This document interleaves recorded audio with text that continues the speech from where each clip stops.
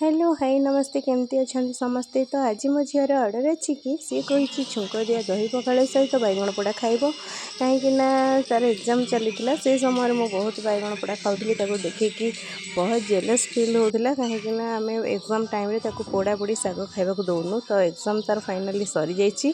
तो चलते स्टार्ट करवा। ये मुझे बैगण और टमाटो गैस रे पोड़ा छाड़ी देती। ये रातिर भात थिला तो रातिर भात को मु पानी देकी पखाड़ी देती। ये देखो दही रखी आउ काकुड़ी भी काटी पियाज भी काटी धनिया पत्र भी नहीं ये भूसंग पत्र नहीं मु फुटेबाई आ दुईटा पूरा सुंदर सुंदर पाचला लंका नहीं ये शाग भजा आलू कलरा भजा पूरा बंधाकोबी भजा भाजी देती। तो ये चलते दहीटा को आम पकईदबा एपटे तावे तेल पकईदबा कड़े तेल पकईदबा पंचफुटण पकईदबा पंचफुटणटा देखो के सुंदर भाव छोट छोट होची। तो ये भूसंग पत्र पकईदबा शुखला लंका दीटा फुटईदबा। तो यहाँ टिके हवा सही भितर आम कौन करवा सेपटे काकुड़ी दही आउ पियाज धनिया पत्र लुण देकी मिक्स करदे भात। तो जे पर्यंत आमर फुटणटा रेडी न होती से पर्यंत दही पखाड़र टेस्ट अलग ही रहिबो।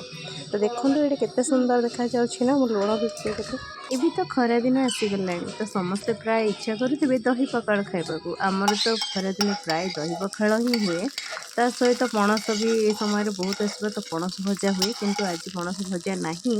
देखो ये मुझे पंचफुटणटा को भात पर पकई देछि आ धनिया पत्र टिके सुंदर देखा जावाई थोई देछि। तो ये टिके आम घोड़े दबा कहीं पंचफुटणर बास्नाटा अलग होगी पलैब कंचा लंका गोटे पोतीदबा।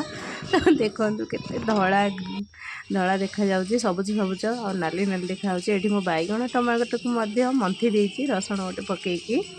तो ये मोर मंथा मंथी देखो केते सुंदर आप जहाँ भी बनाते ना कहीं जदि आप दांत देखे देखे न बनैबे ना से खाइबार स्वादटा टी अलग ही रहिबो। तो मुझे जितेबाला भी खाइबा बनाए हसी हसिकी बनाए ताकि बहुत बढ़िया मो झील को बर्तमान दबा टेस्ट कर तो केमती हेची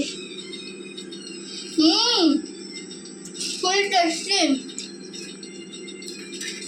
कोटा भल लगुच बेसी ए सब न खाइले चलिबो किंतु एटा गोटे ही मु खाइ परिबी माने फुल नुह अधा अधा खाइ परिबो किंतु ए डिशटा खाली गोटे दिन रे खाइ हबो। झील को तो बहुत भल लगे। देखो से केते खुशी रे दही पखाड़ मजा नौछि। आपण माने भी खरा दिन दही पखाड़ बनाते तार खाइबार मजा नियंतु।